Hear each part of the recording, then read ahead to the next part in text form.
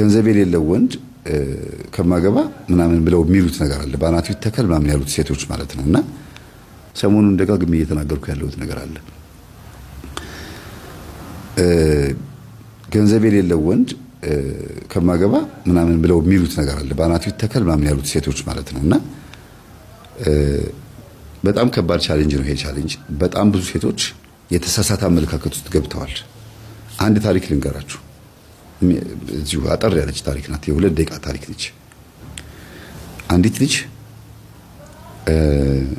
የዛሬ ብዙ አመት ስላችሁ 15 20 አመት ማለት ነው እንደዚህ ብላ የምታስብ ሰው ነበረች። ድሃ ወንድ አላገባም እንዴ፣ ድሃ ከማገባኔ ብቻዬን ሳካል ኖርም እንዴ፣ እኔ ምን ያደርግልኛል፣ በሬን ዘግቼ እኔ አልፈልግም ትል ነበረ። እና ሀብታም አገባች እና የመጀመሪያዎቹ ልጆቿ ሁለቱ መንትያው ልጆቿ ወንዶች ነበሩ።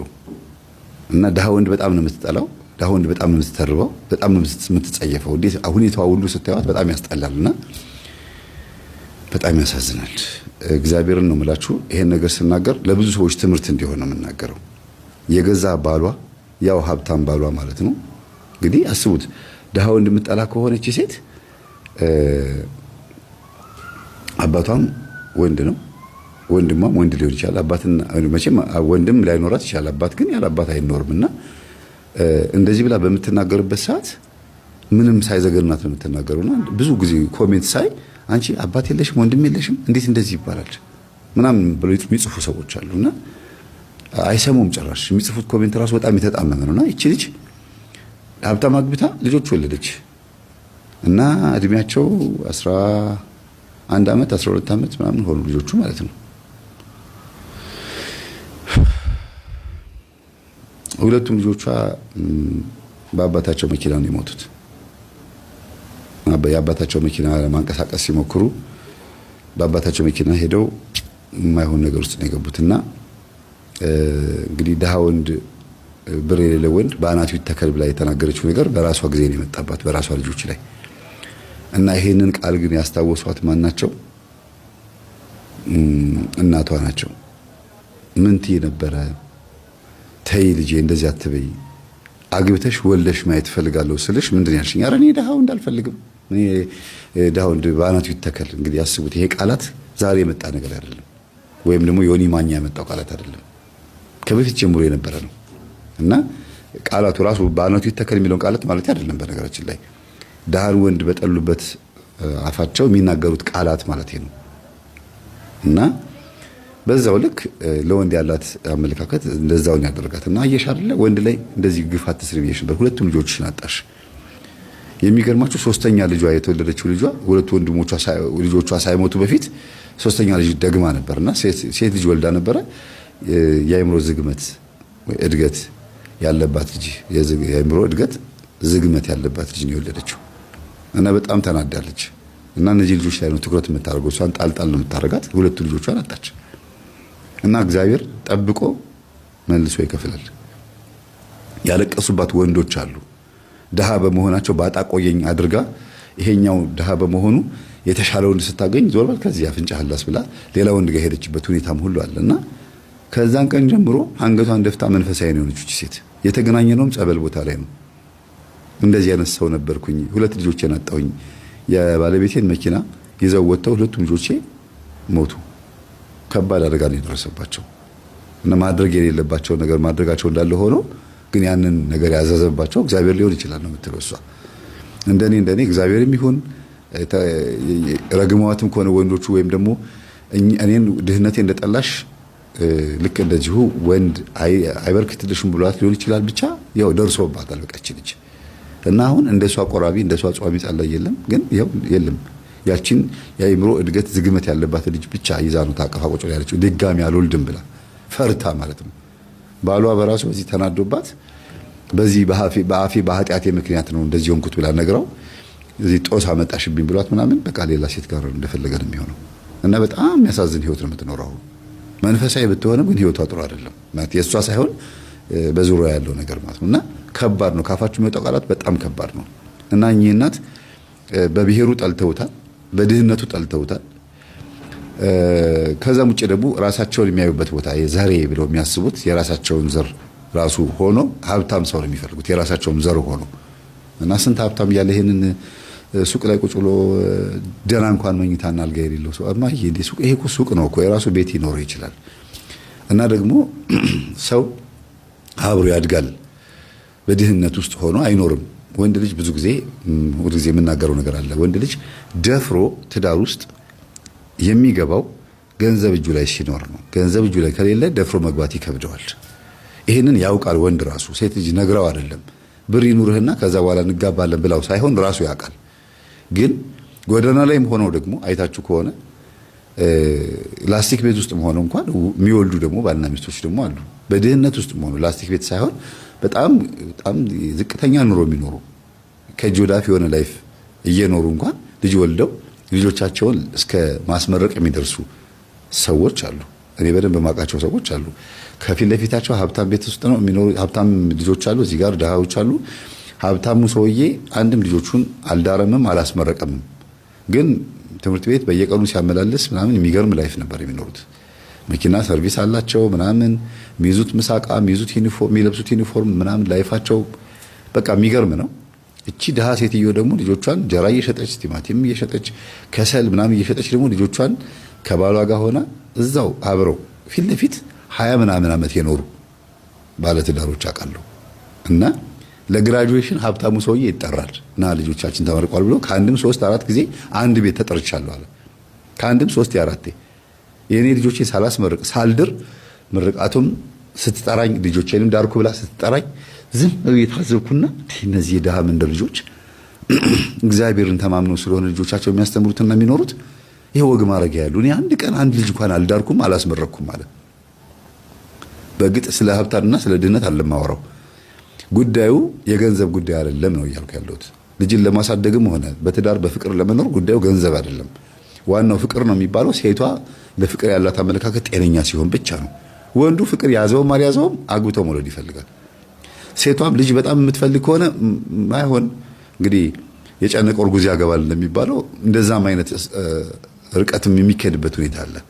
ልጆችም ኖሯት የሚያገባት አለ። ልጆችም ኖረውት የምታገባ ሴት አለች። ለምን እድሜያቸው ዝም ብሎ ከሚሄድባቸው በቃ ላገባ ብለው የሚወስኑ ናቸው። ጥሩ ፍቅርም አሳይቷቸው ወንዱ ማለት ነው ጥሩ ፍቅር ሲያሳያት ወይም እሷም ጥሩ ፍቅር ስታሳየው ልጆቿን እንደ ልጆቹ ወይም ልጆቹን እንደ ልጆቿ አድርጋ የሚኖሩ ሴቶችም አሉ። እና ዋናው ጉዳይ ምንድነው? ፍቅር ነው። እና እኔ ለምሳሌ ከባለቤቴ ጋር ስንጋባ አንድ አልጋና እውነቴን ነው የምላችሁ የመጀመሪያ ሳገባ የተከራየሁበት ቤት አንድ አልጋና ከዛ ደግሞ ምን በላበት ሳህን ስቶቫችን ወይም ደግሞ ቡታጋዛችን ብቻ ነው የነበረው። ዛሬ ያለውበት ሁኔታ ሳየው አይገናኝም ጭራሽ። አብሮ ማደግ ይቻላል። ፍቅር ካለ ዋናው ፍቅር ነው። ፍቅር ካለ በቂ ነው የሚባለው ነገር እኔ በራሴ እንኳን አይቼዋለሁ። እና ወንድ ልጅ ጥሩ ፍቅር ከተሰጠው የምታስተውል ሚስት ካለችው እና ደግሞ በትክክለኛው አይነት መንገድ በመንፈሳዊ ሕይወት ውስጥ የሚሄድ ከሆነ በጥቂቱ እያደገ መድረስ የሚፈልገው ቦታ ላይ በትክክለኛው እድሜ ይደርሳል።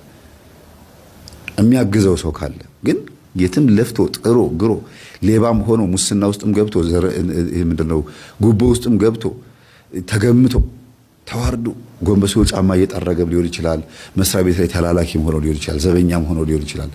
በየትኛውም አይነት የሥራ መስኪውት በሀብትም ውስጥ ሆኖ ሊሆን ይችላል። እንደምንም ብሎ ለፍቶ ጥሮ ግሮ አምጥቶ የሚያመጣውን ገንዘብ የምትቀበል ሚስት ናት አይደለም? የቤት እመቤት ሆና እንዴት ብሎ እንዳመጣው ማስተዋል አለ። ከዛ ያመጣውን ገንዘብ ደግሞ በአግባቡ መጠቀም አለ። ከዛ ቀጥሎ ደግሞ ለባሏ መስጠት የሚገባትን ሪስፔክት ደግሞ ወይም ደግሞ ክብር መስጠት አለባት። እንዴት ብሎ እንዳመጣው አስባ ከዛ ደግሞ ክብር ትሰጠዋለች። ማሰቡ አንድ ነገር ነው። ከዛ ደግሞ ለዛ ክብር ያስፈልጋል። ቤትም ብሎ ያምጣው በኋላ በኃጢአቱ የሚጠይቀው ራሱ ነው። ንስሐ ገብቶም ከዚህ ነገር ሊጸዳም ይችላል። ዋናው ትልቁ ጉዳይ ግን ለልጆቼና ለትዳሬ ብሎ ሄዶ ውሎ ሲመጣ እንዴት ብላ መቀበል እንዳለባት የቤት እመቤት ከሆነች አይ እኔ መማር እፈልጋለሁ ተምሬያለሁ ዲግሪ ተመርቄያለሁ ብላ ደግሞ ሰየው ጥሩ ነው። ባሏን የምታግዝ ከሆነ በደሞዝም እንኳን